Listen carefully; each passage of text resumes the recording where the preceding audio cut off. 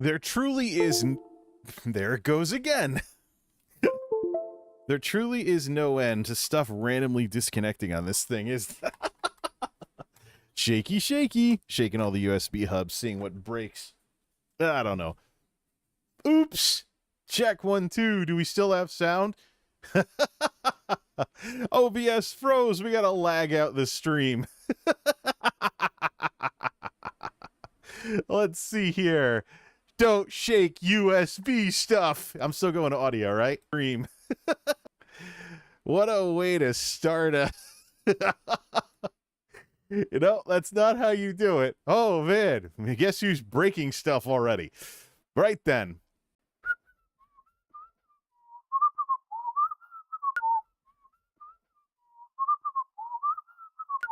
Okay.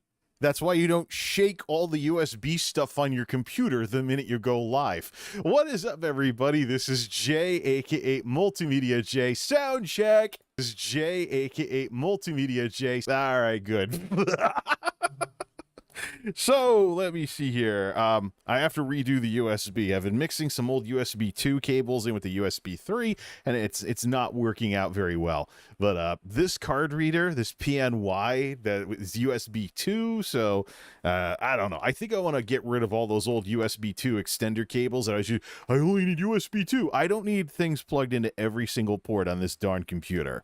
It's just making things more complicated than it needs to be, and I really need to evaluate what exactly do I need plugged in. The reason why I have the USB hubs that I have is largely due to, you know, stuff. Namely, stuff that you would plug in. But the truth of the matter is, for most temporary attachments, like, say, flash drives and stuff, monoliths right over that way, just plug it into the ports on the front and stuff along those lines. Okay, assuming I don't break the stream again, let's have a little discussion. Welcome to the Late Night Nerd Lounge. Let's have a discussion about some stuff that's going on. Got a couple extra things going on, and we should probably reinitialize the camera. Is that at 5%? It should be, anyways. It always sounds louder in the headphones than it actually is. I just adjust a few things. I need separate monitoring for this stuff. Well, I guess now we got to reinitialize the webcam because we did technically break the stream. All right. Out of focus we go. Apply. Okay, this is what it looks like when you need glasses. And now it's... I see pixels. That's good enough. And also, don't forget to set the color to 6500 warm so I don't look like Papa Smurf over here when it's all the way over on the other side. All right. La, la, la, la, la, la. That's probably before most of the Zoomers' time anyways. Actually, it's a little before my time as well. That's more of a thing for latchkey Gen X folks who were kids in the 70s. So it's been interesting to say the least. Memorial Day, like I discussed with the stuff on Twitter, Memorial Day gets treated like garbage. It's like, no, I don't think a lot of people really respect the holiday. I'm one of the ones who does. So I took it easy. I had plans for videos and stuff, but I scrapped all them and just fired up Saving Private Ryan instead. I know a few folks who served, and they were out, visiting graves of fallen friends and stuff along those lines. This is like, the thing you gotta remember when you're dealing with folks in the military is there are 3 holidays for armed service folks in the United States. Armed Services Day is for everyone currently serving. Memorial Day is for fallen veterans, and then Veterans Day is for people that have served. So it's 3 days. A lot of times people blend them together, and it's not really the thing you should do. The opinions are all over the place, but I like to err on the side of being respectful. Couple of extra things in the picture today. I'm fooling around with these lamps again, these lights again. The disc lamp is there. I'm trying to find a permanent home for it. I'm testing it versus all the zoomy ring lights that I've been getting and stuff like that, just to see what the ups and downs of these various lights is and how many more of them do I really want to have, depending on how they operate and stuff. Looking for some better lighting. Maybe I could get lit just a tiny bit better without putting a giant donut in the middle of the glasses, like as tends to happen with ring lights. But the E-Machine project, we just did the last video for that. That's also going to be the last video for Project EVTO. The E-Machine project is over. I mean, I can't be having my entire summer messed with because of that whole E-Machine project. It's done. Might not even keep the computer either. But there's stuff that's been sitting in the box while we've been doing all this computer stuff, like this Bluetooth keyboard over here. Got to get around to finding a use for it. Got to get those power strips off of the air conditioner before we go trying to put the air conditioner in the window. Rearrange air conditioner stuff versus computer stuff over there because I don't have room for the computers now.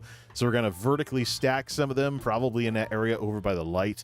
Going to move a couple of things around with summer on the way and rearrange a few things. And of course, something I talked about earlier, it's the month of June now, so we have the great trash scramble of 2022 because my town is raising trash removal fees for regular trash, but also bulky waste removal, recyclables that you have to pay for to have hauled off, things like that.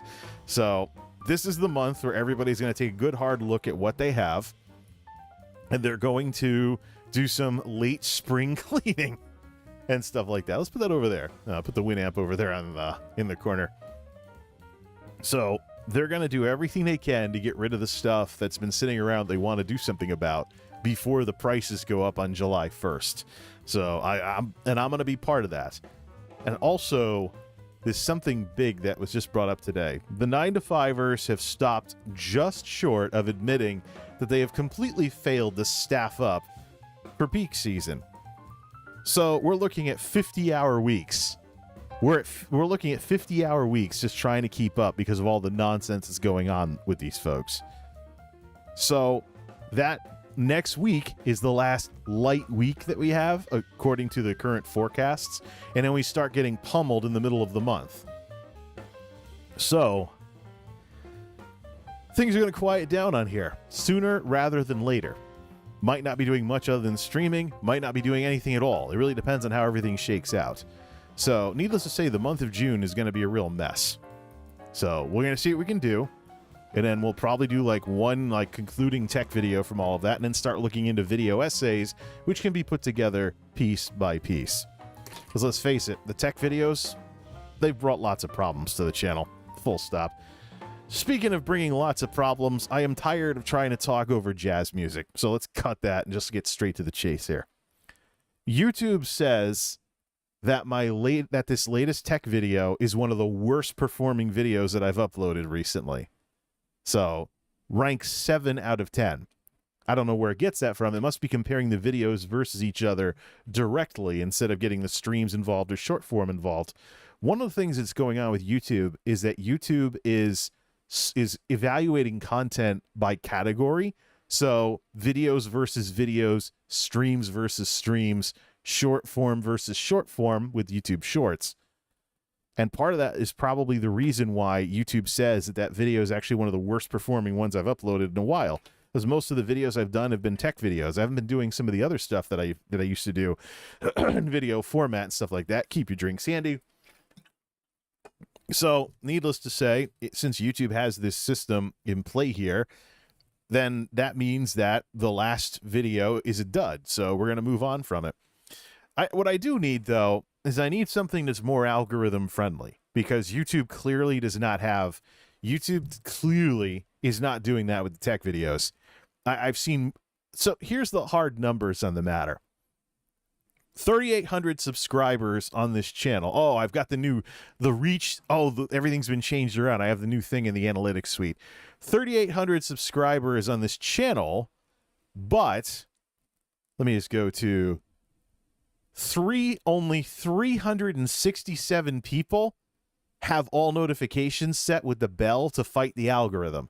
So out of the 3,800 subscribers, a tenth of the audience is properly fighting the algorithm by setting the bell to all notifications. One of the dirty little secrets of YouTube in the 2020s, and I think we should, set it up. I don't know if we want to show this on the screen or not, but one of the dirty little secrets of YouTube in the 2020s is that the algorithms do everything they can to override what you yourself have told the system you want to see. So when you subscribe to a YouTube channel, it defaults to personalized notifications, aka you click the button indicating your interest in the YouTuber and seeing their stuff, but the algorithms are still going to lord over whether or not you see it. And when it looks like you've lost interest, they're going to stop showing you their stuff. Here's the problem. To a computer, you can appear to have lost interest for reasons other than you've lost interest. So looking something up, looking something up and appearing to have an interest in something else. Life gets in the way. You don't watch as much YouTube as you used to. Or maybe you catch a few trending videos on your phone instead of really keeping up with your subscriptions. And then the system thinks you're no longer interested, stops showing you stuff. I've been doing some experimenting with this, with various channels that I want to watch, deliberately not watching them, and seeing how quickly the algorithms stop showing me their stuff. It's really ridiculous these days that YouTube has to have algorithms get in the way of literally everything. And it's become a thing in social media. Yeah, even Tinder. You go dating on Tinder, if there's a reason for the administrators of the systems to think you're up to no good, they shadow ban you, and you end up seeing dead profiles, so to speak, where the user hasn't signed in or they're a bot or something like that. Your matches, if you get any at all, will now consist of accounts that will never respond or basically never do anything because they're inactive or they're bots or there's something along those lines. It's one of those things where, social media is now socially mediated. That's something I really have to, make into like a slogan or make a video about or something. Could be a good video essay as well. But we're talking about 2000s nostalgia tonight. Social media in the 2000s was MySpace and all of the sites that were basically inspired by it or contemporary to it, like Friendster and stuff along those lines. Social media was not an algorithmic thing. You decided yourself. Even early YouTube, you decided yourself what you wanted to watch. You decided yourself who you wanted to follow. So you could be introduced to people, but in terms of who you follow, you saw that when you signed in. You saw that. You were in charge of your own destiny. Today, it is very hard for you not to end up with some kind of algorithm between you and the YouTuber or whoever you want to watch, follow, read their blog posts, etc. Matter of fact, it was nearly 10 years ago now that I did a rant about how YouTube should get rid of the subscription system and just do RSS, like the rest of the podcasting world back then in the 2010s. Get something industry standard. Let people use feed readers for YouTube videos, but YouTube didn't do that. They doubled down on algorithms. Sad. And so the YouTube of today is a YouTube where computers are constantly getting in the way of what you yourself want in terms of content to watch. So out of my 3,800 subscribers, 367 of them are properly fighting the algorithm with the bell set to all notifications. And then for the phone crowd, I do have the phone here today. For the phone crowd, enabling notifications, push notifications, so that new videos, streams, etc. go to your phone. Out of 3,800 subscribers, 128 people have that set up. Grand total. 128 people. 3.3% of the subscribers. Typical on YouTube is 5 to 20%. That's what happens when you have a YouTube channel where most of your subscribers predate all this fancy crap. Now, I wonder, out of the 3,800 subscribers that I have, how many of these people don't even know that I'm still doing stuff because of YouTube's systems getting in the way? And they subscribed before all this fancy crap came out. Before subscribing didn't really mean subscribing anymore. Before the YouTube of the 2020s with the algorithms constantly getting in the way unless you fight back, and even then, who knows?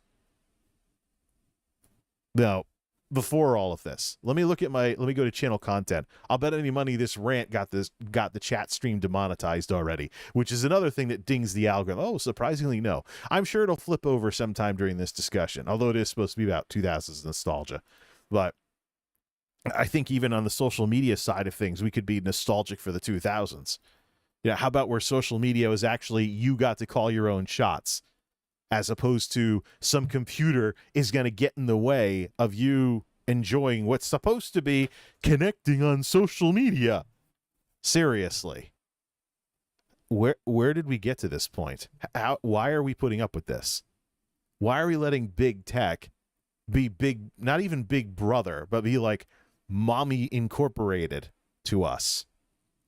I know people say big mama government or something like that when the government is getting too into people's personal lives or whatever. I know there's that, but we need a private sector version of this because, companies can actually be scarier than the government. When there's no voting involved, there's no constitution to hold people accountable to or any of that stuff. Companies are beholden to their shareholders, not to you as a customer. The only time you're going to benefit is when it's in the interests of the shareholders for these companies to do something good for you. When your interests align with those of the shareholders, you'll see a company do something nice for you. But otherwise, they have no reason to. Think oil right now with the $4, $5, $6 a gallon gas in this country. We know that the war in Ukraine did not start this crap. There were already issues going on before that. And there's also already inflation going on because of COVID.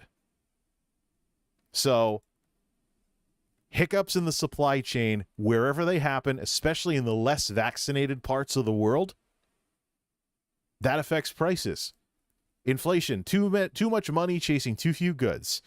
On the money side of things, we have a great resignation climate as opposed to the Great Recession, where people are making more and companies are paying more and competing more in order to attract talent.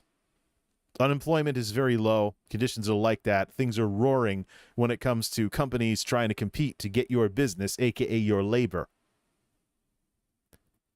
More money.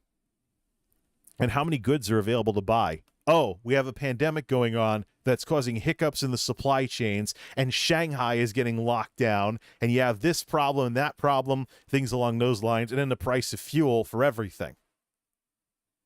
That'll cause inflation.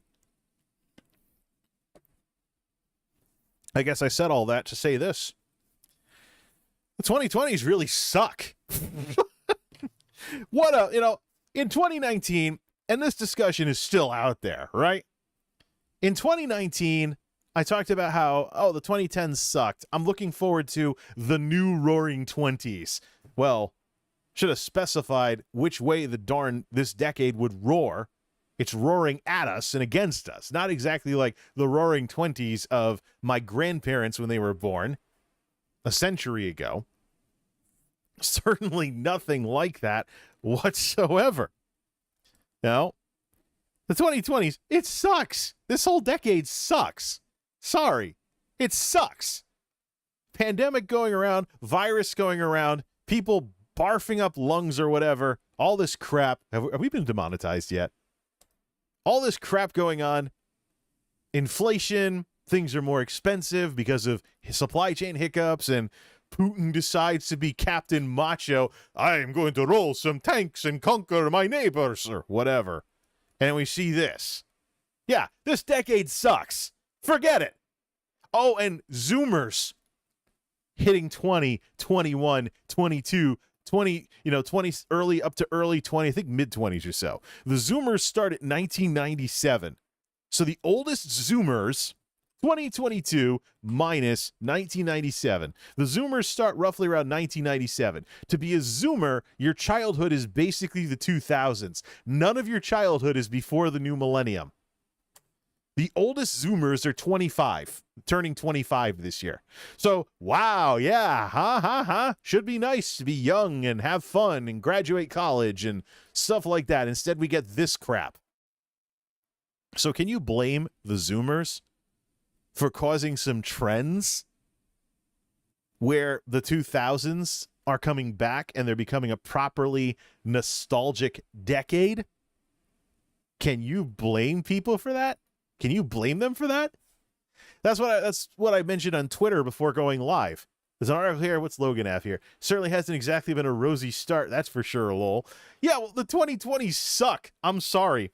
If you're a Zoomer right now, you're probably trying to find, well, the way that nostalgia works is it's about 20 years before nostalgia kicks in. I mean, if you were a teenager a couple of years ago and you were in high school in the late 2010s, You know, it's just like, oh, that was just a couple of years ago. Things have sucked since then. Once you get a little further away from what years you thought were good, that's when you start looking back on them as the good old days. That takes about 20 years or so. When you get to the point where it was more than just a few years ago or several years ago, when you get into the point where you're starting to talk decades, that's when nostalgia kicks in. I say 20 years because 20 years, for the most part, maybe I should just do MultimediaJay radio style with this stuff, throw out this late night nerd lounge thing. I think I can talk well enough to not need background music in a stream. I'm not like these streamers that are sitting there just chilling and stuff. I show up with something to say, and I make sure it's interesting and stays that way. But the 2000s, let's be blunt. Oh, no, 20 years. Let's deal with that first. So 20 years for nostalgia cycles. The angry video game nerd started making videos about NES games in the 2000s. 20 years. The NES was an 80s console.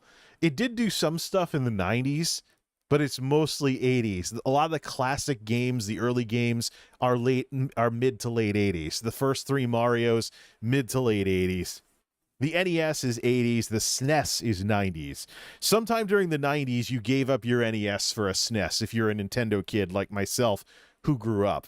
So NES, 80s, SNES, 90s. There were some games in the 90s on the NES. So once the SNES started gaining some critical mass, it was basically the console for Nintendo. So, and then the Sega Master System got stonewalled out of the market in the US, although there was some around. I knew somebody growing up who had a Master System. I was like, what the heck's a Sega Master System? Then I look it up in the era of Wikipedia years later. Oh yeah, Sega had an 8-bit competitor to the original Nintendo. Imagine that. So, but then the Genesis was technically late 80s into the 90s, but the 16-bit wars were a very 90s thing. Genesis does what Nintendo don't, was like early Genesis with that kind of thing. And in a way, the Genesis was the Dreamcast of that era. The Dreamcast, hurry up, get it out before the PS2 comes out and crushes it, which it did. No. And so I remember some Dreamcast games, though. They didn't have the kind of refined graphics that PS2 had. Less anti-aliasing, less eye candy. If you got a better TV, your Dreamcast games would look dated faster than your PS2 games would. But in a sense, the Genesis was kind of like that, trying to come out before their competitor, in this case Nintendo, caught up. But yeah, 20 years. The thing is, once you get to your 20s, you're out on your own probably, or you're living with your parents and want to get out on your own. You want to find an apartment somewhere. It's basically the start of your adult life. And when you you're done with your adolescence, you're done with high school, you're pretty much established, you're probably working somewhere. You're probably trying to make some paychecks, if you can, in this mess like what we have right now. You know, you're out there trying to make something of yourself.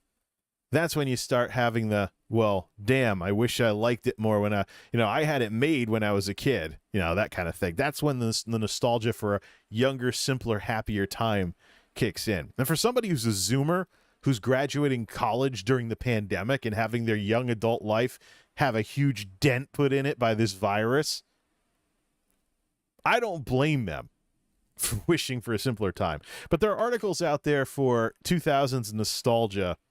There's articles out there for 2000s nostalgia. Let me check my tabs here. Let's see. Where's that one that I had on Twitter, though? Let's start with that one first. The one that I had on Twitter is from ypulse.com. I guess it's supposed to be a millennial thing, because the other name for millennials is Generation Y. So, of course, you're also, there have been some other names for millennials like myself. But, all right, so February 18th, 2020. So this has already got getting some years on it already. yPulse. That looks like the YMCA logo. So maybe is it about us? Does this have anything to do with the YMCA? yPulse is a leader in youth research and insights and a leading expert on Gen Z and millennials. Set up a demo by clicking below or keep scrolling to learn more about why brands like YouTube, Spotify, and Instagram turn to yPulse to understand young consumers. Well, great that us millennials are still considered young, but the oldest of us are entering middle age, so might want to update sometime soon. So, Y-Pulse, February 18th, 2020.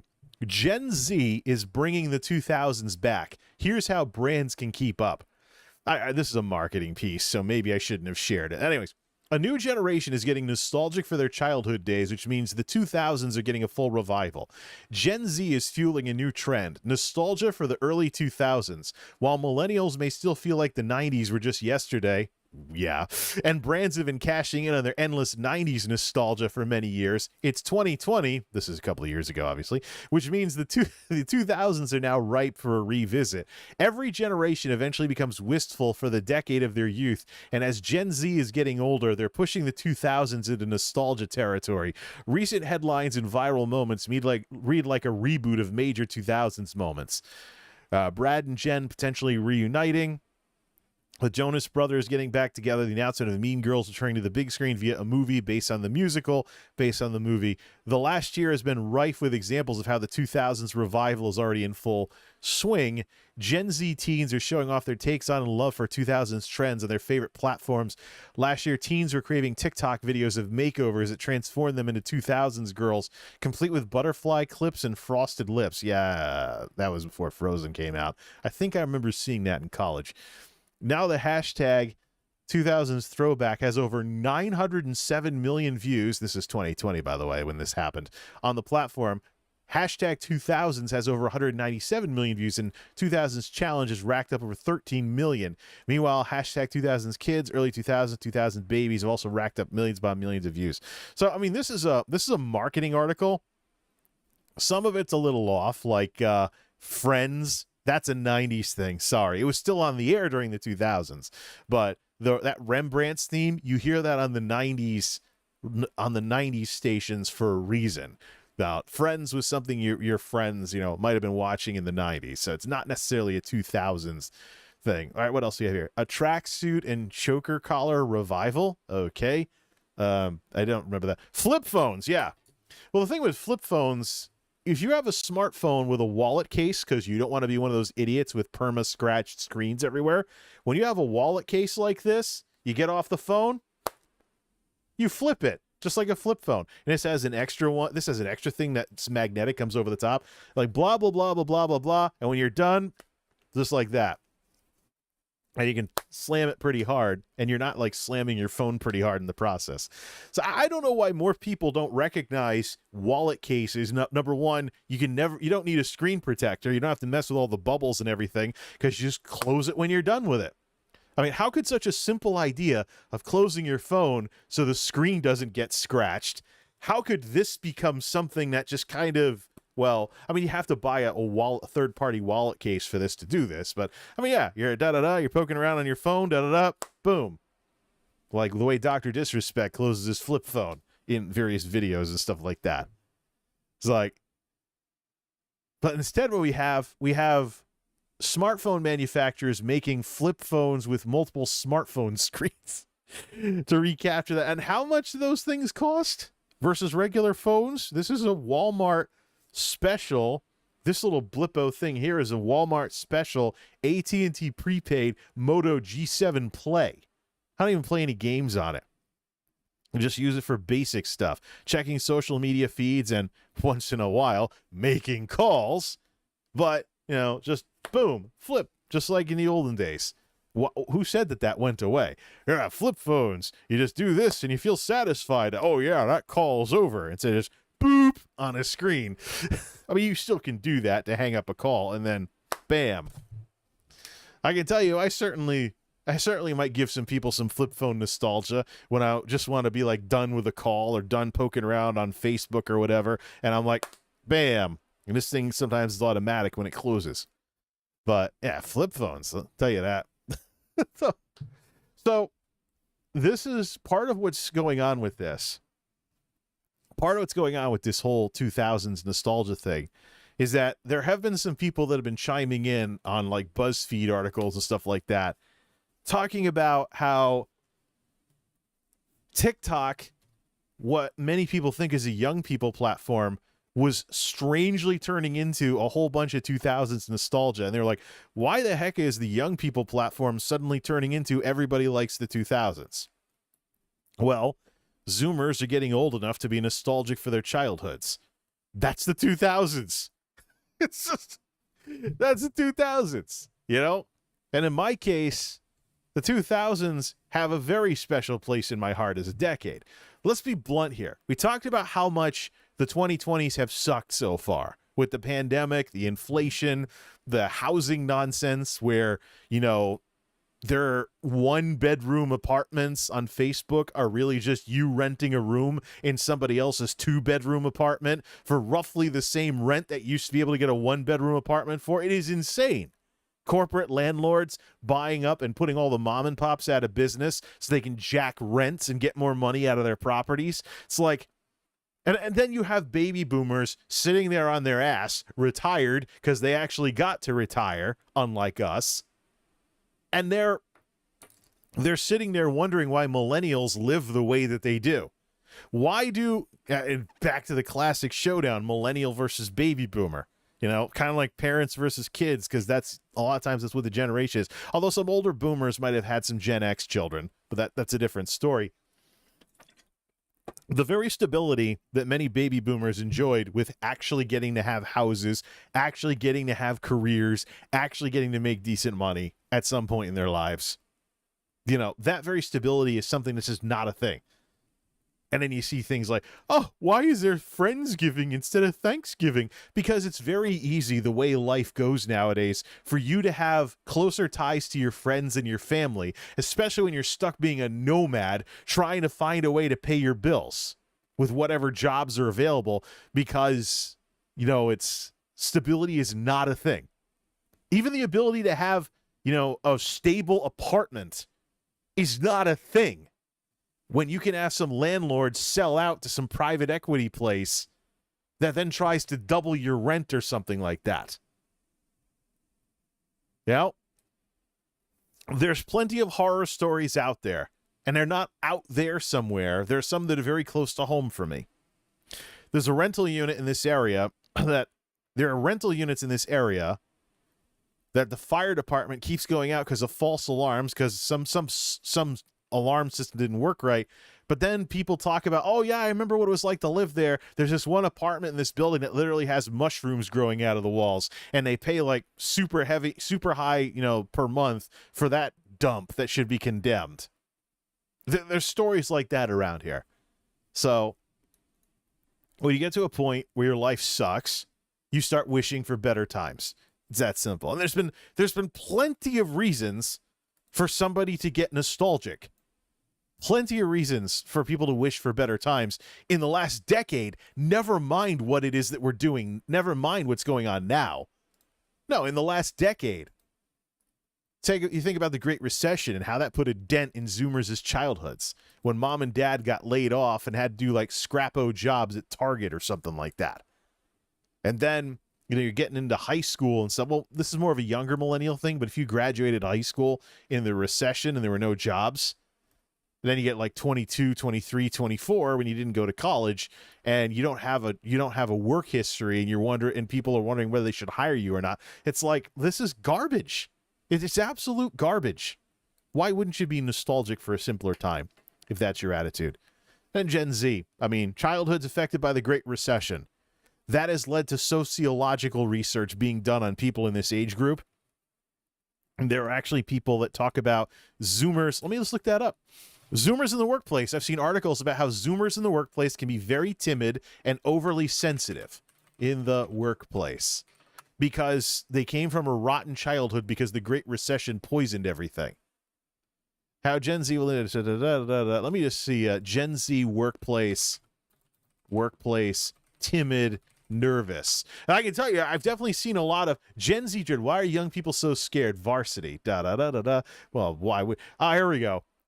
Inc. magazine, Jessica Stillman, from 2016. Let's just mute the site so it doesn't play any weird stuff. Gen Z is anxious, distrustful, and often downright miserable, new poll reveals. A new survey of teenagers, this is 2016, and young adults makes for grim reading. What's gone wrong? Well, let's see here. Born between 1995, that's a little early, 2015, this new cohort, sometimes dubbed Gen Z, are now becoming adults, growing up fully wired in the shadow of 9/11. Shadow of 9/11? If you were born in 2000, you're too young to remember it. That's one of the things that makes a Zoomer, is that they're too young to remember 9/11. You know, they're too, maybe they're like in preschool or something, but one of the things that makes a millennial is we're able to actually think like an adult about the September 11th attacks. Where do they get these people to write these articles? It's just, do some reading before you write an article pretending to know anything about a certain group of people. I guess it's because kids that were Gen Z were kids in the days after 9/11. I can tell you, some of the people I went to high school with used to joke about stuff that would get them arrested nowadays. So, 9/11 and the whole security mindset in schools and everything changed a lot of things. It's probably a good thing that certain people I went to school with, we all went to school at the time we did, because there are probably some jokes and some other stuff that would get us arrested if we were going to school now. The police would probably just walk us off in handcuffs, until for stuff like that. Oh, let's see here. They're pessimistic about their prospects. Huge majority believe their lives will be more difficult than those of their parents. 79% worry about getting a job. 72% worry about debt. Hugely anxious. 70% worried about terrorism. Symptoms of depression and anxiety are way up among this generation. And these are people that grew up with Instagram. These are people that grew up with, growing up with smartphones means the internet has always been pocket size. It's not the sort of thing. 6% of Gen Z trust corporations do the right thing. So, a couple of years ago, you had stuff like this getting written saying that Zoomers were going to be very anxious and timid because of all the crap they've had to deal with. Childhood tainted by the Great Recession. The internet is something that goes with you because you have it in your pocket all the time. So someone bullying you at school, that no longer stays at school. Now it's going on your phones. Going on your phones. You never get a break from it. We wonder why people are stressed. It's crazy too, because one of the hillbilly towns around here is having a huge argument right now about setting up some mental health resources in the schools for teenagers. And parents are freaking out. Like, why do we need this? They should just learn stuff in school. They already have a school psychiatrist. They already have a school psychologist. What do they need mental health clinics at the school for? This. You grow up with smartphones always being a thing. You grow up with the stress of the internet, you never being able to get away from it. Of course, it's going to be a different era than it was when we were in school. When I was in high school and middle school, by the way, those magical days when, you start resembling an adult, and at the very same time, you also start getting stressed about, like, stupid, immature school stuff that wasn't childish, more like, what teenagers would do. In those days, for me, you only had a cell phone, and it wouldn't be one of these, by the way. Wouldn't be a flip phone either. It'd be one of the big blocks like you see in the old movies. You would only have a cell phone of any kind because you had a mobile business or you had a lot of disposable income. If you had a big blocky cell phone, you needed a lot of money for something like that. More often, you'd have what was called a car phone, where the glove box in your car would be wired with a mobile phone that you would have to have activated and stuff. You'll see those in the movies too. But by and large, the internet following you everywhere, or the internet being a thing at all, not a thing. Not a thing at all. Especially if you grew up in poorer towns like where I grew up, where the schools weren't as well funded, and the only internet you had was one dial-up connection in the library at 28.8K, and it disconnected on you 5 minutes in, and you're like, this isn't working anymore, did I break it? And the librarian's like, no, you got disconnected, you got to redial the modem. No, like, AOL type stuff either, where you have this program. You literally had to go into your Windows control panel on Windows 95, 98, go to your dial-up connections and dial the connection manually from the control panel in Windows. And that would disconnect on you, and you wouldn't know it until the web pages stopped working. And it was so slow, it took you a while to even see that they stopped working in the first place. So no, very, very different environment. So these parents that are freaking out about, why do we need mental health resources for our young people in our schools? Different world. And quite frankly, given the way that people are acting these days, Gen X and millennial parents have done a miserable job of training young people to handle internet crap everywhere they go. You look at the ongoing investigations of Meta and Facebook, the impacts of Facebook and Instagram. We'll probably be looking at this for TikTok later as well on young people and their mental health. It's like, really? So, I mean, with all of this crap, I can understand why the 2000s would become a nostalgia decade. 2010s, for some of you folks that are at this age, would probably rough enough because you had to go to school with the internet in your pocket. Something unimaginable in my time, you know?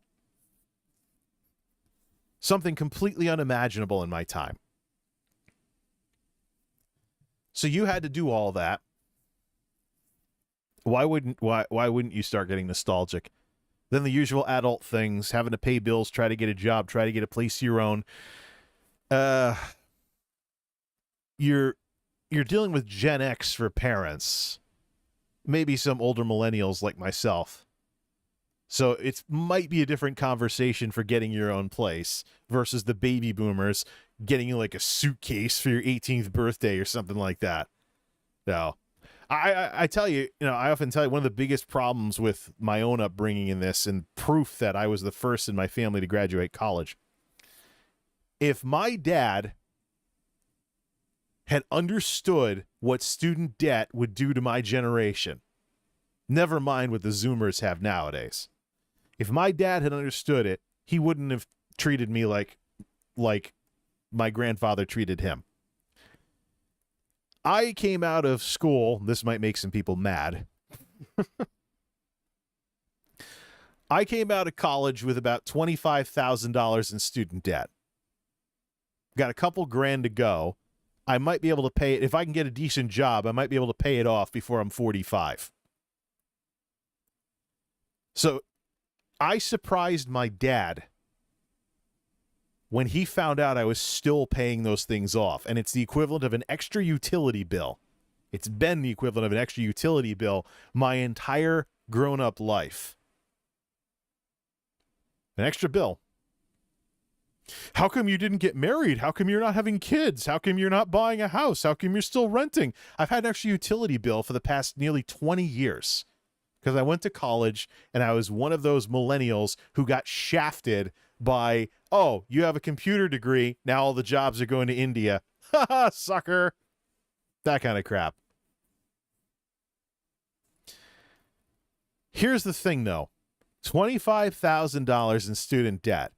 You know what the warehouse jobs paid you back in the 2000s when I first was like, oh, I'm just going to drive a forklift until I see a tech job opening that I can go for? You know what those paid? $25,000 a year. One more year of getting to live at home, if my dad had forced me to sign an agreement that I would use all of my salary to pay off my student loans, I could have had most, if not all, of my student debt paid off within a year after graduating. But that's not the way it worked. So, that's not the way it worked. The agreement was designed to get me out into an apartment ASAP. And then years later, my dad was wondering why I'm still paying student loans. Now, I haven't used the Obama era income-based repayment things, but it is a 20-year repayment. So yeah, the remaining payments are going to start going up to the point where it's like hundreds of dollars a month, like a mini rent of sorts, unless I refinance it.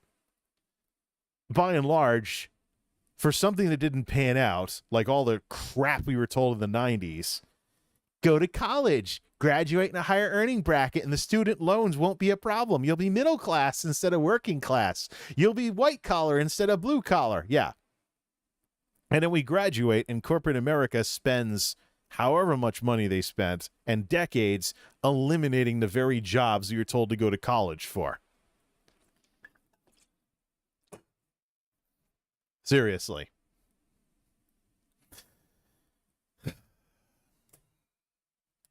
So yeah, I could go for some 2000s nostalgia as well. Things have sucked. And for a lot of people out there, things have sucked as this decade has gotten off to a not so great start here. We're not going to talk about the bookshelf thing tonight. We'll fold that into the next video. Let's go over some 2000s nostalgia here. There's a whole bunch of stuff here. There's a whole bunch of stuff here because of all the stuff that's been going on. So, let's be blunt. I suppose we can put, what do I look like with all this on? Okay, that's okay for lighting. Just got some Google results. That's the way I'm lit right now. So, let's be blunt here. If it wasn't for that damn recession, the 2000s would be the go-to decade. The go-to decade for nostalgia. Period. I mean, what did the 2010s have? What did the 2010s have? The 2010s had the run up to the problems we have now. The pandemic just started this decade off on the wrong foot. But some of the problems that maybe the Zoomers and whatnot have had to dread dealing with were already forming in the 2010s. But I'm just trying to imagine a world without a Great Recession. So the 2000s for me are my decade, full stop. I mean, I can join the Zoomers in the 2000s nostalgia anytime, because it's just, it's that. Let me just mute this tab so it doesn't play any DMCA music. I'm trying to open my new playlist. Yeah, there it goes. Fortunately, I got an ad, so it's not playing Lifehouse right now. I actually made a 2000s nostalgia soundtrack. MultimediaJay's millennial nostalgia sound. I misspelled millennial. I don't know why the squiggles didn't do a thing when I was, yeah. It's 2 L's, 2 N's, right? Millennial. Has to be. Person born in the 80s or 90s, yeah, basically. 80s to mid-90s. We're old enough to remember 9/11 as grown-ups and stuff along those lines. 1980 to 1996 for the most part. Let's see here. So yeah, if the Zoomers are getting into 2000s nostalgia, I can definitely join them. Because the 2000s were absolutely my decade. And they would probably be one of the best decades ever if it wasn't for the Great Recession in 2008 and the financial crash. Although the effects of the recession took a while, depending on what you were doing, to have an impact on you. In my case, the position elimination of my longest job ever as an IT support specialist was 2012. So 2009, 2010, 2011, still involved with that, still having a blast, making, in some cases, more money than I'm making now when you factor in all the early nights we have now with what's left of these folks. And that's why I'm looking into getting a better job. It's going to cost me in terms of this channel, but I think it's for the best. It's for the best, so I don't end up in a situation where I'm wondering why I have to be so tenacious with money despite all my years of experience. So Great Resignation's going on. There's plenty of money to be made around here. I just got to go looking for it. As opposed, people that were like, oh, he's monetizing his YouTube channel. He's selling out. He has a Patreon. He's going to bug us for money all the time. Well, the way the numbers are now, it's more worth it to get a better job. And then you have Twitch streamers. They're in even worse shape than us YouTubers are. Twitch is in the skids. I'm watching the numbers to see if they're dropping because of Memorial Day weekend or they're dropping because of a summer trend where we're not going to have as many issues with the pandemic once these current waves are over, or at the point where, they're just happening and people stop caring about them. We certainly have a situation where there's plenty of people out there pretending that the pandemic is over and won't wear their masks. So you couple that up with people getting out of the house, and that is very bad news for people that have been watching live streamers the past 2 years. And Twitch's numbers are absolutely in the skids right now. they're into 2020 numbers now. So the question is, how much lower are they going to go? I think they're around like the traffic they had in September of 2020. So they're not even at December anymore. They're losing ground and showing up in a lot of popular streamers as numbers. The ones that don't manage to find ways to ride trends and stay high in terms of concurrence. But, all right. But I'm trying to imagine a world with no Great Recession. What would that look like? Yeah, we go into the 2010s. That's what I wonder about. Were the 2010s made to be lousy because of the Great Recession? Although, the Trump years would have still probably been a thing. Something I probably could theory craft that and do like an alternate history thing of no Great Recession, but I'll bet somebody's already got a video essay on that. With YouTube nowadays having all the video essays that it has, I wouldn't be surprised if somebody has already made a video about that or is making one right now, because maybe they thought about it like, yeah, well, what if things were different? What if there never was a financial crash? Well, mid to late 2000s had a pretty decent economy. Prior to that, the only real recession we had was the dot-com crash at the beginning of the 2000s. So, and that actually was a recession that, there are some people maybe that had trouble finding jobs here and there, but it became a meme very, very quickly with the old like Domino PCs video that I have in my classic YouTube playlist. But yeah, Domino PCs, one of the funniest things come out of the dot-com crash, but it's just one of those things. So the only recession other than the Great Recession in the 2000s was a meme eventually. It wasn't like this life-altering thing treated similar to making a generation like myself, making generations like mine tenacious, similar to how the people that got through the Great Depression were affected the rest of their life as well. So, but the lingering effects and the slow recovery from that recession, especially with companies doing everything possible once everything swung into their favor to keep job seekers from having more leverage like what we have now. Companies played the victim for years, pretending that the recession never ended, when the numbers showed a very different story. The numbers showed that corporate profits after tax came roaring back within a year after the crisis. But if you can keep costs down by pretending there's still a problem years after it actually happens, corporate psychopathy. Woo! So I wonder about that, though. But let's just say, if it weren't for imagine if, the Great Recession was pushed to 2010, so it can be out of the decade. The 2000s would have been the go-to. It would have been more of a nostalgia decade than they are right now. I mean, you can think about it. You could think about what happened in the early, other than 9/11, of course, you can think about what happened in the 2000s and, versus the 2010s, which had the lingering effects of the recession, the tribalism that birthed the Trump years and things along those lines, and all kinds of other stuff. Maybe some annoying music fads like dubstep or overhyped fads on YouTube like Gangnam Style and the Harlem Shake and stuff like that. Or how about Susan Wojcicki taking over YouTube and all the nasty stuff that's happened since then, the adpocalypses, things along those lines. I mean, if the recession, if the financial crisis had happened 2 years later, the 2000s would be absolutely cemented as the nostalgia decade. You want to be nostalgic for something from this millennium? 2000s is it. 2020s suck. 2010s had a lot of bad stuff in it. 2000s is where it's at.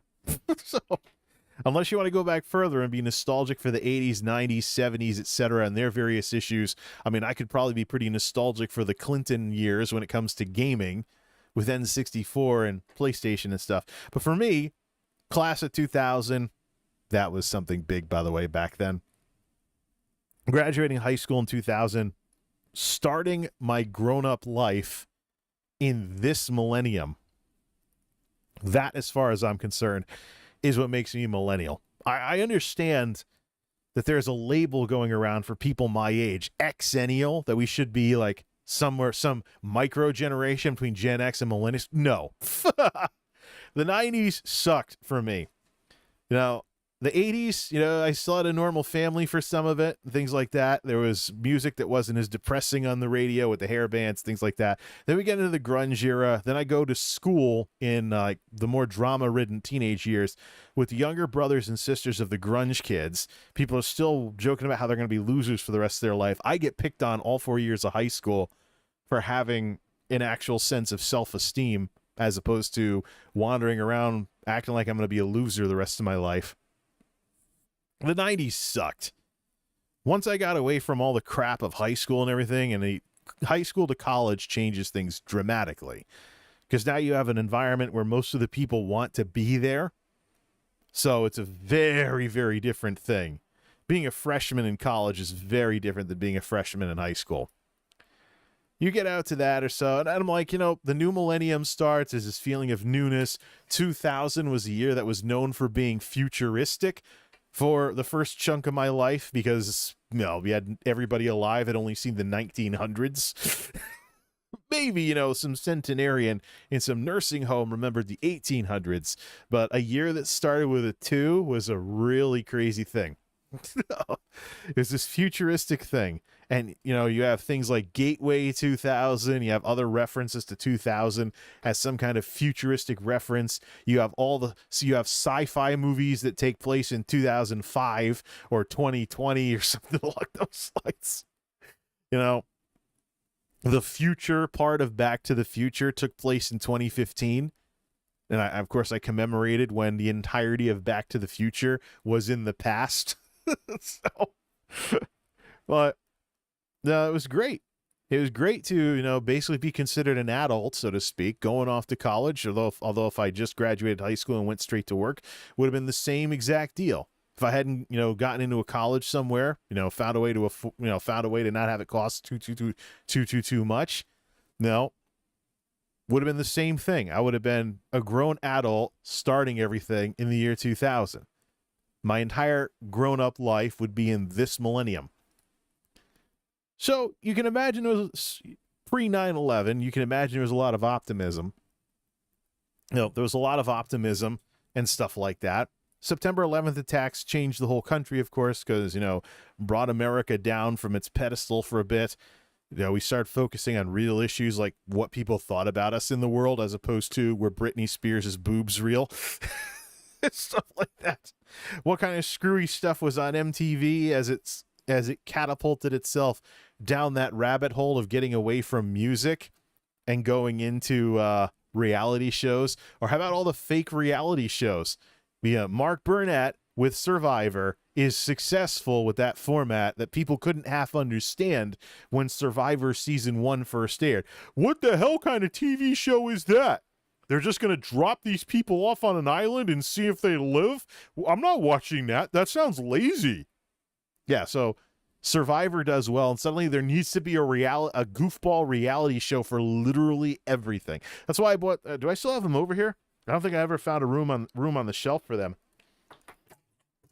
Yes, I do. They've been sitting here collecting dust like the rest of these Blu-rays I never get around to watching. Ugh. Oh, hold on. Before they all fall over. Dust on them and everything. Joe Schmo. Spike TV parody of early 2000s reality shows. As well as my Logitech mouse that I never use. I gotta put this away. What is this? Throw that out. Stuff's sitting over there. Anyways. Yeah. Dumb fake reality shows about everything. It's like... Yeah, 9/11 was kind of a reality check for us. Then the intelligence, which turned out to be lousy about WMDs in Iraq and stuff along those lines. But there was music by Three Doors Down and some other stuff to go along with all the stuff that was happening. There was there were montages about the troops going into Afghanistan and stuff along those lines. But by and large, compared to the effects of the Great Recession and stuff, it was basically the great adventure for anybody who was 20-something back then. If you enlisted in the army, you went overseas and whatnot, and you fought in Afghanistan and Iraq, number one, thank you for your service. Number two, if you were like 19, 20, 21, you're like, well, this is what I enlisted for, and there's a threat to the country, so, we're out here doing our thing. So... of course, the technology to fight terrorism has changed a lot with the U.S. DoD and stuff since then, but it's just if you're just enlisted in the army or something like that, you're overseas. If you're overseas over there, It's just part of what you signed up for when you decided to join the military as a, fresh out of high school or whatever. So there's a lot of optimism. There's a lot of technology. The 2000s is where we first saw the iPod revolutionize MP3 players. His MP3 players pre-iPod were a disaster. The SanDisk Sansa that I had in the mid-2000s, the SanDisk Sansa that I had back then was copying the iPod. I'm trying hard not to say iPad. That came later. When was the iPad released? That's still the iPad was basically a jumbo-sized iPhone. So, release dates. The first iPad was released when? First gen, 2010, okay. But we knew the iPad was coming. The first generation iPad was 2010, right? Release date, April 3rd, 2010. Okay, so the iPad might be 20. We knew it was coming, though, from when it was launched. We were making fun of it and stuff like that. So we'll say smartphones. Tablets, of course, have an ancestor in tablet PCs, which are closer to 2-in-1s nowadays. So tablet PCs, laptops where the screen flipped over onto itself and used a stylus to tap stuff on the screen. They were like $2,000 a pop, whereas regular laptops are like $600 or something. But that's a 2000s ancestor of the tablets we know today. The iPad, we knew it was coming in the 2000s, but it just missed the decade by about 6 months or so. The more of a 2010 thing. But I'd say more of a 2010 thing. But yeah, so you have the iPod, you have MP3 players becoming a mature technology, and if you bought like a SanDisk Sansa or something, it was affordable. Usually like a cassette adapter in your car to play music in your car off of that stupid thing. you have that going on. And then, of course, the invention from the 2000s that is, we all know today, the smartphone, the original iPhone. Although there already were phones that were similar to smartphones, mostly Blackberries and stuff like that, but they still had a discrete keyboard, so you lost screen real estate, and you had to poke it with a stylus and stuff. The Actions review of the Zybeco from the 2000s, that's kind of a caricature of what Blackberries were like back then, when you would have something about this size with about this much screen and a discrete keyboard on the bottom that you could tap with something in order to type something. It was more of a business thing. The guy running the buildings, the guy who became an executive later with the 9-to-5ers running our buildings at the time, was a big BlackBerry addict. That's why they're referred to as crackberries. It's stuff. How about some other things too that came of age in the 2000s, like MMOs, World of Warcraft in 2004, Guild Wars in 2005. It's just Guild Wars 2005, Neverwinter Nights was brought to modern PCs in 2001. Neverwinter Nights 2 was late 2000s. YouTube became a thing in 2005. Facebook was a thing by the mid 2000s as a yearbook, as a college yearbook, online yearbook site for that. There's a lot of things today. That we can say that we like that can be traced back to the 2000s. Even digital music services. Napster. I know it started with Napster. However, when Amazon decided to start selling music through MP3, for MP3s and stuff, when Amazon MP3, when we started getting like the digital rip and stuff like that, let me see, when did that actually go live? Amazon has a service where if you buy a CD from them, you get the Amazon MP3 version for free. So if you buy CDs and digitize them, you get MP3s to start with. Digital Rip? What was it? Auto Rip, that's the name of it. A service that gives customers MP3 versions of eligible physical albums, including CD, vinyl, and other formats, purchased from, okay, it's Auto Rip, that's what it's called. Reference to ripping software, of course. Eligible physical albums, including CD, vinyl, and other formats that are shipped and sold by Amazon, include an auto-rip logo on the detail page. You get the MP3 version of it to your, after you buy a physical copy of music. When was that released? Because I remember being surprised. Release date. When did that come out? Amazon MP3 was launched in 2008 in 2000, Amazon Music, Wikipedia, auto rip. First from Amazon since 1998. When did Amazon? There we go. Amazon's auto rip service goes live, giving customers free MP3s for CDs purchased on Amazon as far back as 1998. It's from 2013. Okay, this is from that's why I think it's a 2000s thing, because CDs I purchased for my radio show back in college, I have access to an Amazon MP3 now. At least when I was buying them before I bought them from CD Universe. If I bought the CDs from Amazon, I got the digital versions of it. CD Universe, however, there's a lot of metal CDs that I listen to. I bought them from CD Universe instead.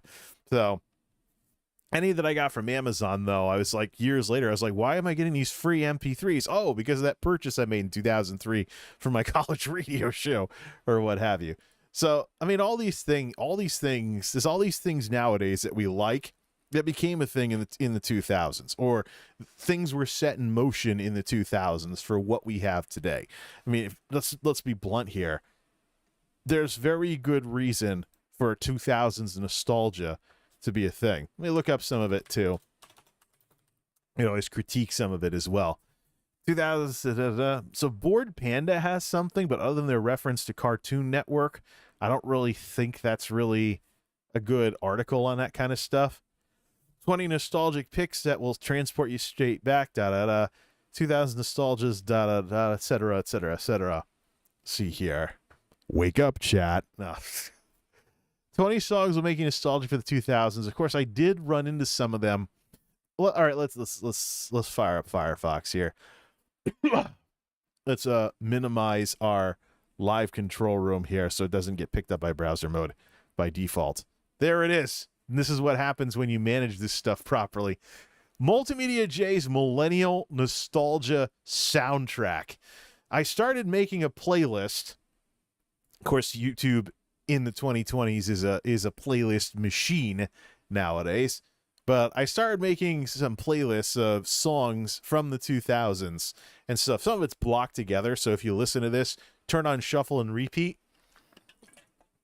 Many of my like nostalgia playlists and stuff like that have are best enjoyed with shuffle and repeat. Like if you watch my classic YouTube playlist, which has a lot of 2000s stuff in there, I just might make a 2000s YouTube one spin-off of that for 2000s YouTube only, and keep out all the 2010 stuff that follows, a format that I'm more familiar with from that era for classic YouTube. But yeah, Lifehouse, Spin, Hoobastanks, Crawling in the Dark, Incubus, Wish You Were Here. I actually had this on one of those Now That's What I Call Music CDs, and I actually liked it. So there's a lot of Bad Son by The Bravery. Yep. I mean, I knew the whistle track from it, but I didn't know the name of the song or who sang it. I just remember hearing it on the radio a couple of times in a World of Warcraft prop warrior tank that I played Lich King with in the late 2000s. We used to play this over Ventrilo. We'd hear him jamming out every time he hit push to talk to say some things. I was like, "Oh, what music you playing now?" It's I checked the WoW Armory. There is no longer a prop warrior named Fogheart, so he might have quit the game. But yeah, it was a protection warrior named Fogheart in one of my guilds in WoW back in the day. Believe, The Bravery, that's the one I remember on the radio more often. So I also have to put in the theme from Portal. The Aperture Science theme are still alive. I heard that on WoW Radio back when Total Biscuit was running a World of Warcraft radio station. MGMT Kids, Our Lady Peace is somewhere out here. I used to have Superman's Dead in this playlist, but that's more of a 90s thing for me. It's more of a high school thing. I wanted this to be more college songs or songs I would have listened to back in those days. But yeah, digital music. I mean, Napster was a thing. There was the lawsuits and everything, but eventually the music industry warmed up to the technology, and now we have things like Spotify, YouTube Music, etc. And of course, there's programs like Amazon Auto Rip. Buy a CD from them, you get the MP3s too.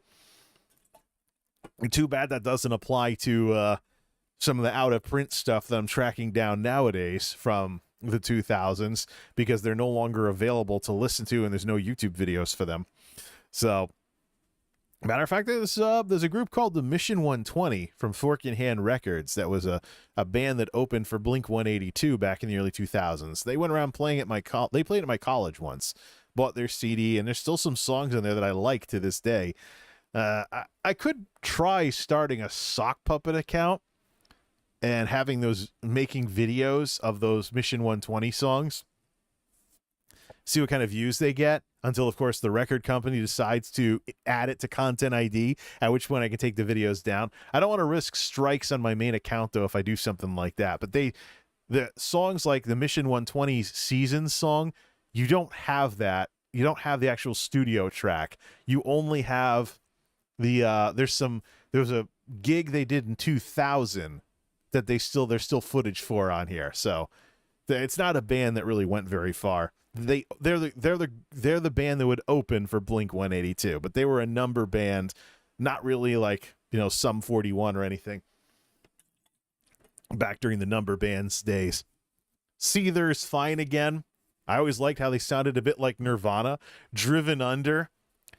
I hummed along. I thought it sounded cool because it had a bit of a Gen X flair to it for a song that came out in the early 2000s. Then I read the lyrics and found out it was about dating a girl who has a gun who's going to shoot you. Oops. Of course, when we hit 10 years after Kurt Cobain passed away, there was a Nirvana renaissance and a little bit of neo-grunge for a bit. Puddle of Mud. I got to go find a Blurry and put that in here.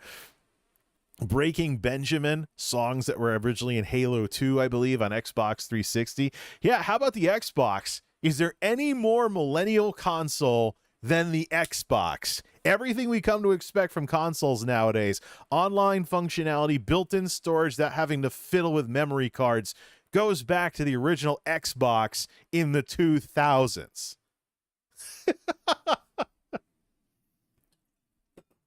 Yeah, Breaking Benjamin. I'm familiar with these two songs mostly.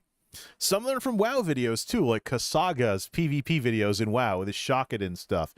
Stained, of course. It's been a while. You really don't listen to 2000s rock without listening to Stained. Blow Me Away by Breaking Benjamin again. These are songs from Halo. Alter Bridge, Open Your Eyes, like the lighter, fluffier Creed when Scott Stapp, Mark Tremonti, joined another band after Creed broke up. Oh, there's Puddle of Mud. 3 Days Grace, This Animal I Have Become. I was never into emo. Matter of fact, I hated emo. I was one of those people that would make fun of the emo kids because in World of Warcraft, they were playing female night elf hunters and starting a bunch of drama. So when you had that whiny person who was crying about you doing stuff wrong in your raid, it was probably blah, blah, blah, blah. I got to find the Skillet Monster song, too, because people think that was a parody of this 3 Days Grace song, and they do sound kind of similar to each other. Audio Slave, Chris Cornell's band at the time, Be Yourself. I also have Like a Stone in there, too. This used to play on the automation at the radio station for rock songs. Simple Plan, Perfect. So horrendously overplayed, but I think nowadays I can tolerate it, despite how whiny it is. Nest's Rooftop Song. I found this on mp3.com. Not Napster, not any of the downloading services. The actual trying to sell indie artists music from mp3.com. I was introduced to Mest via the Cadillac song that they had available as a free download on mp3.com back then. Then I found out about Rooftops later on, and I eventually listened to the CD when the radio station got it and played it a little. I was doing a metal show, but I did listen to some of the rock the station had. I actually borrowed the CD and evaluated it because, like, hey, I heard a Mest. They're on mp3.com. The Cadillac song, with my top down, seat back, rolling in my Cadillac. Yeah, a little bit of new metal influence still floating around, kind of like with Linkin Park and the scratching records. I could put Linkin Park's In the End and Pushing Me Away. I could put a lot of Linkin Park songs in here. I have two of their albums, Hybrid Theory and Reanimation. By the time Meteora came out, I thought it was too formulaic, and I stopped listening. Could check out their later stuff if I really wanted to, but this is a 2000s playlist here. I suppose I should. The theme from Casino Royale, Chris Cornell's You Know My Name, Bond song in there. Of course, again, another great thing that started in the 2000s, the Daniel Craig James Bond movies. Five for Fighting Superman, The Fray, How to Save a Life. I think anybody learning how to play piano in the 2000s might have tried playing this song. And then Over My Head. Coldplay, of course. Coldplay's Clocks. Little Queens of the Stone Age, The Hives, Hate to Say I Told You So. I reference that nowadays when I'm having booyah moments. Hate to say I told you so. Weezer, Island in the Sun. I didn't even know this was by Weezer until I checked out a Spotify playlist for top songs. Let's move this over. For top 2000 songs. We can also bring back the so I can keep an eye on chat anyways if anybody else wants to say anything. I'm more familiar with Weezer's Perfect Situation. You want to talk 2000s nostalgia. There's this Portuguese girl in my college. She was gorgeous. A lot of the guys that in my suite at the time liked her. I'm always inviting her over, and they'd always give her free drinks and stuff like that. She's from Massachusetts. There's a section of Massachusetts, I think over by Fall River. There was a lot of folks who are Portuguese. And so, but she also had a very big Massachusetts accent. And she loved Weezer. So she was always like, have you ever listened to Weezer? Weezer. Yeah, you park your car at the Weezer concert. I'm more familiar. Island in the Sun. I knew the song. I knew the theme. I knew how mellow it was. Didn't know it was by Weezer. I'm more familiar with Perfect Situation, which I related to very, very well when it was on the radio in the mid-2000s, because it's a song essentially by a loser who can't get a girlfriend. Perfect song for a nerd to associate with, right? I also got to check the dates on some less-known songs like Adam and His Package, the Goalie song or something. My straight-edge punk rock roommate back in college, best roommate I ever had, by the way. He was also vegan. He introduced me to veganism. But he listened to some of that as well, although he listened to angrier music, but occasionally he'd fire up, joke bands. I got him to listen to the Mission 120 as well. He thought they were whiny like Blink-182, and then I played that, and I got to find Lemon Stone, too. They were a Massachusetts acoustic rock group. There's a couple of their songs, very mellow acoustic type music. They didn't do very much after their main album came out. Matter of fact, the lead singer, I think, teaches music at a college now. So they didn't stay in a band or anything. Lit, My Own Worst Enemy. That's kind of a 90s song for me, but I'll leave it in here just for the heck of it because I was playing it in the dorm rooms when I went off to school. Yeah. So the way it worked was, in the dial-up days, you'd have somebody who had a friend who had an early version of Winamp, and it'd have like 3 songs grand total. I can't remember what the third song was that the folks playing with MP3s in my high school were always playing. But one of them was Lit's My Own Worst Enemy, and the other was No Scrubs by TLC. So, oh yeah, something else I got to add to this. Some of the songs that were on my HP Pavilion's sample MP3s, like there's a song called Super America or something. I got to find that and put that in here because those goofball free MP3s, some of those songs were recent, although to some people they're 90s and whatnot. But I got to put that in the playlist because it's very, very 2000s for me. 3 Doors Down, it was 3 Doors Down's Kryptonite song. That's what the third song was. 3 Doors Down's When I'm Gone. Also, Here Without You, Baby song. It's in there. Creed. Yeah, we got to throw in some Creed there, even though it was very formulaic and certain groups were making fun of them back then. Bullets, One Last Breath off of the Weathered album. Nickelback. I'm going to put some more of the sound-alike songs in here now, as well as Photograph, etc. Photograph, I think, is decade appropriate. But I have one last run from the state in here because there was a Final Fantasy music video in the pre-YouTube era that you would download from, like, wherever.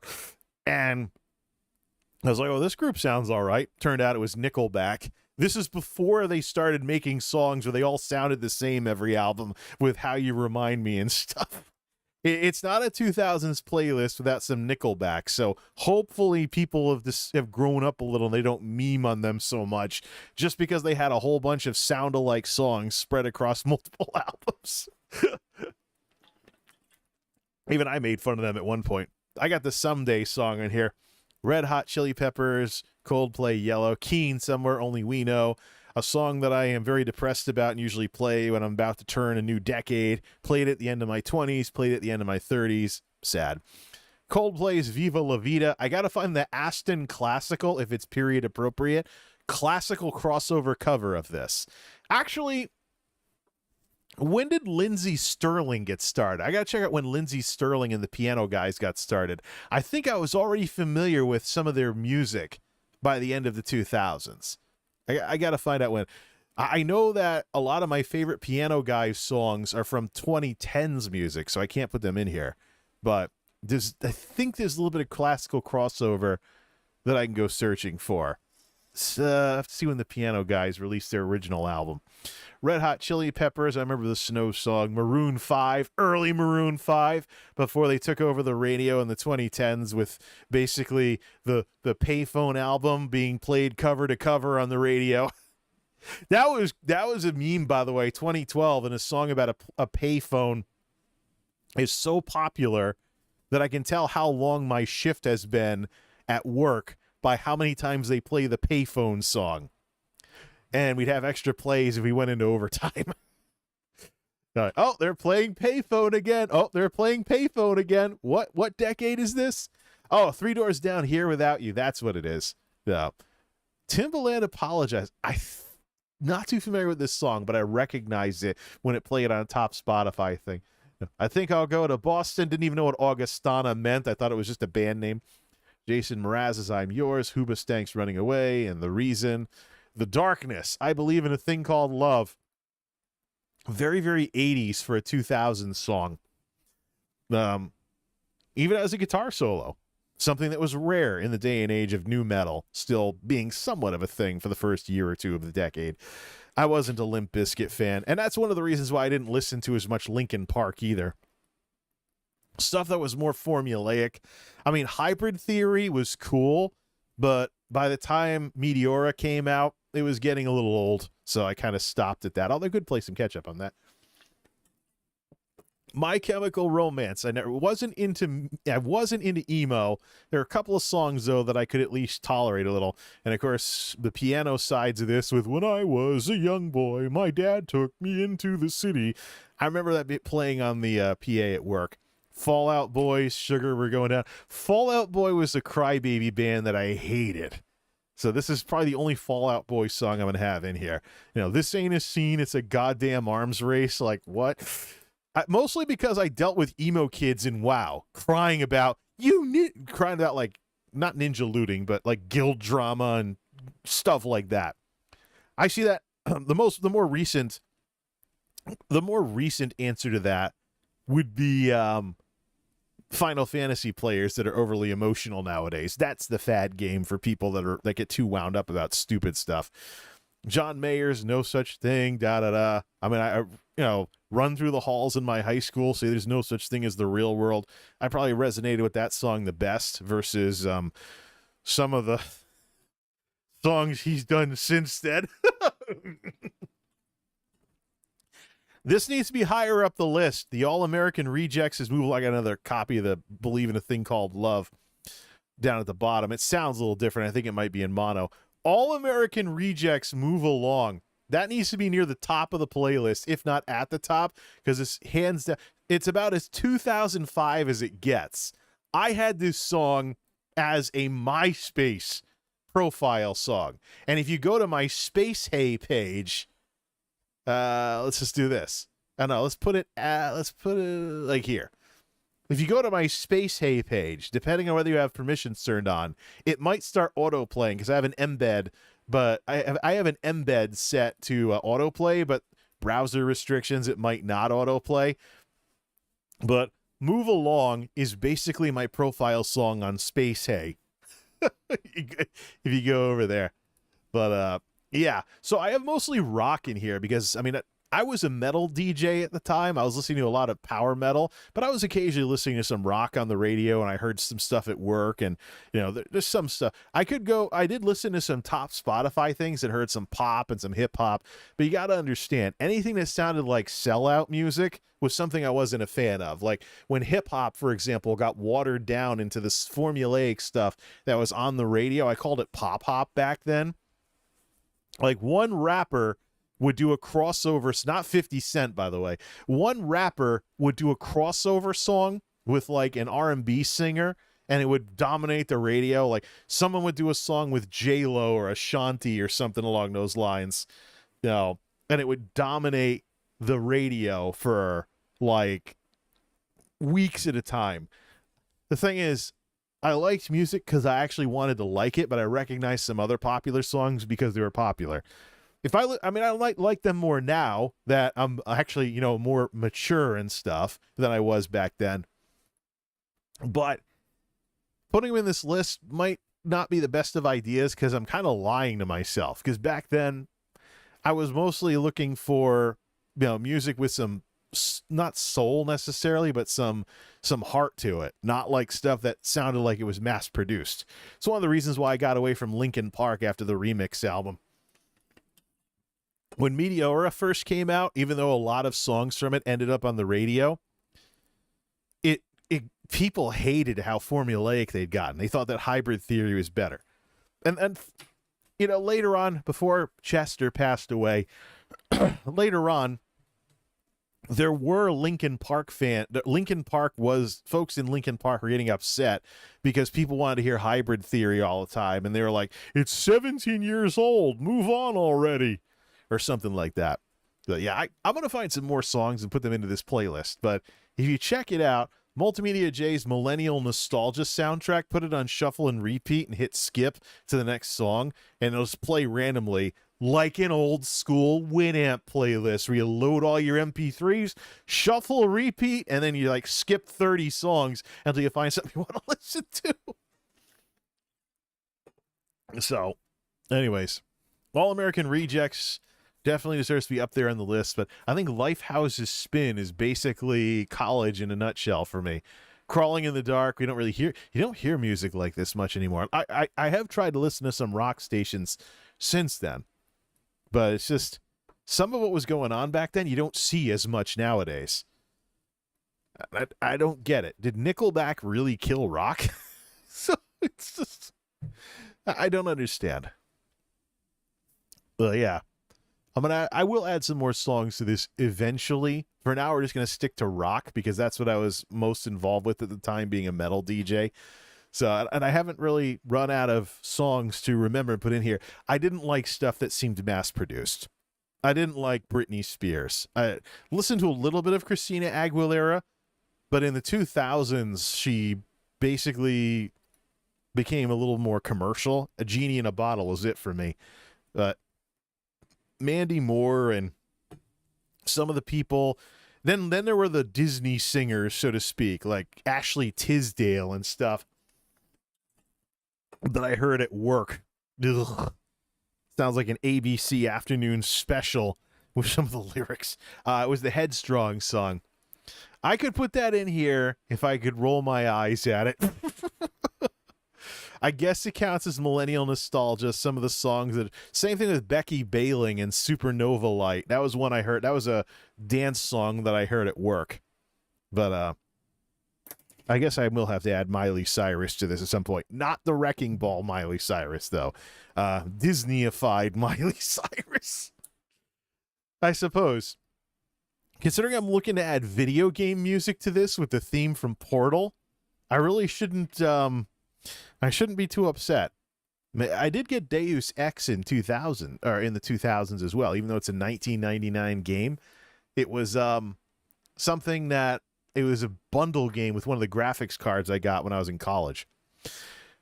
Hey, by the way, a note to the industry: college students working work-study jobs could afford graphics cards 20 years ago.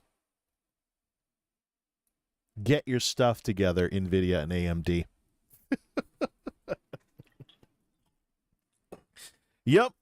I started in the audiovisual office at $6.15 an hour. Minimum wage in the state of, minimum wage back then. $6.15 an hour. And it felt good to make money all on my own as an AV guy. I did feel, though, back then like I was a second-class college student, though. Because of that. I'm going to go through and probably ask, you know what I should do, too? I should probably look at the soundtrack from the Konami game Walk It Out from 2009.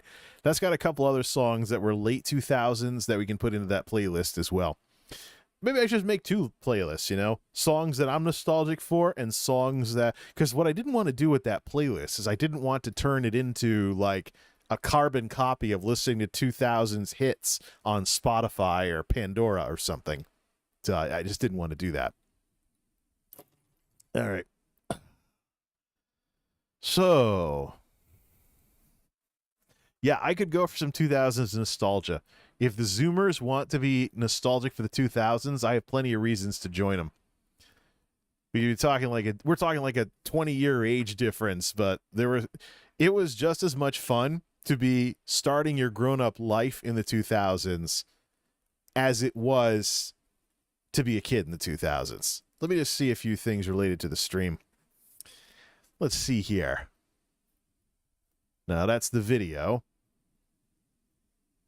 Wow. Super quiet on the engagement for this. This is dull, but at least it didn't get demonetized. Just more evidence that YouTube needs to work on their streaming offerings, and they're just not there yet as a streaming platform. Right. So here's what's next. I have exactly a week before things might go nuts with the 9-to-5ers. So the video that these lights are involved with, I'm going to get back to that. We also have the trash scramble. Might have to get that done sooner rather than later to get all the big items I want to recycle taken care of. So this Friday is going to be busy. Yeah. To an extent, I've already done some of the... Oh, no, I forgot the peanut butter. I was going to say, I think I was done with the shopping for the week. But, start a list. Get that all taken care of. And then, of course, we don't know what the weather is going to be like. Will we actually get some real summer or something along those lines? Either way. Yeah, 2000s nostalgia? I could go for that. Certainly beats what happened in the 2010s. When you think about it, 2000s, that was my decade. You had college, and then you had me actually being allowed to work with computers for a living. IT support specialist in the local distribution centers around here. Something that's not a thing anymore, not with these folks anyways. Bigger companies still do that. But for the most part, things have changed. There's not much out here, but that was one of the great examples of how I could get involved with that kind of stuff. And after the layoffs, it just hasn't been the same since. These days, I read horror stories of how being a tech person made you prone to layoffs, or they got sick and tired of always helping people with the same old crap with their computers. They got completely out of it in the first place. They got completely out of IT altogether. And then there's the effects of smartphones on everything. I don't know. Regardless, I don't even see anybody still giving a darn about any of this, so let's call it a morning here.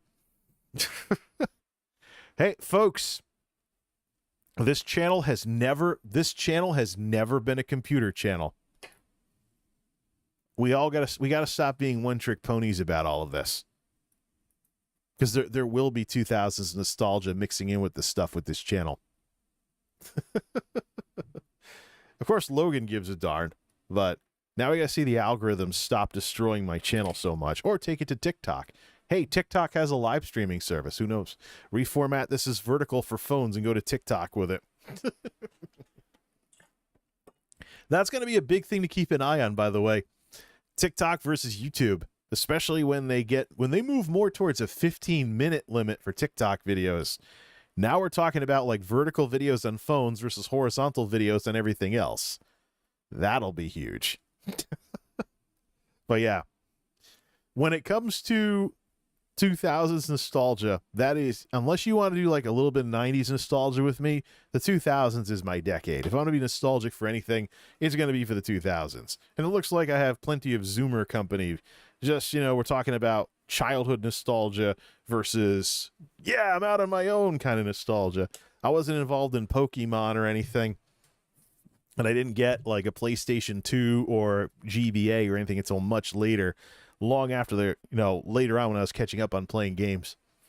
But yeah, there's a lot to like about the 2000s. And if it wasn't for that damn recession in 2000, the 2000s would probably be the most fondly remembered decade of this millennium so far. 2010s, a lot of crap happened. If by chance, if the Great Recession could have been bumped to 2010, then we could have a more solid split between the decades and have the 2010s suck. The 2020s are sucking already. 2000s, though, had a lot of good things in them. And there's a lot of things that we enjoy today that had their roots in that optimistic first decade of the new millennium. So I'll see if I can dig up some stuff, some 2000s nostalgia. I might just do that the rest of the night. We didn't get to the bookcase thing. Might make a video out of that or talk about it later. But I have plenty to work on with this channel. Now we just got to figure out how we're going to mix this in with how everything's just cratering with the 9-to-5ers and 50-hour work weeks. You might see me disappear for a bit because I literally am just working and sleeping. It's getting that bad. But we'll cross that bridge when we get to it. In the meantime, 2000s. I'm going to work on that playlist for music. Might even make a second one for songs I remember versus songs we'll figure that out. But yeah, 2000s.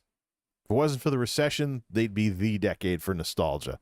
So the position they're in where people are like, oh, look, Zoomers on TikTok are being very nostalgic for the 2000s, I'm not surprised.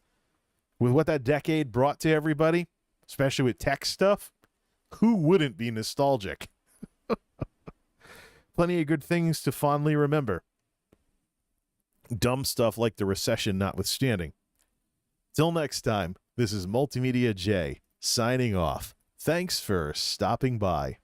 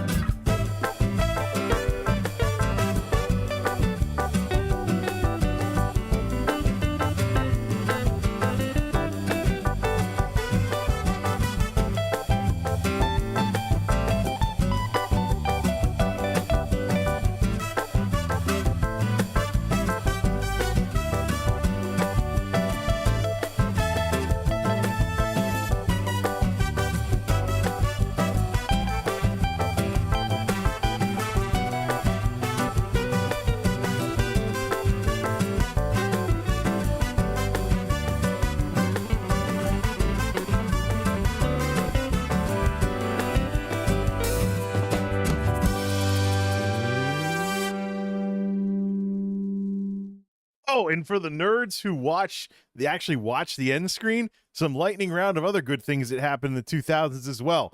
IntelliMouse Explorer 3 becoming a thing, Newegg became a thing, Core i processors that we still use today became a thing. The 2000s is awesome. Have a good day, folks. Peace.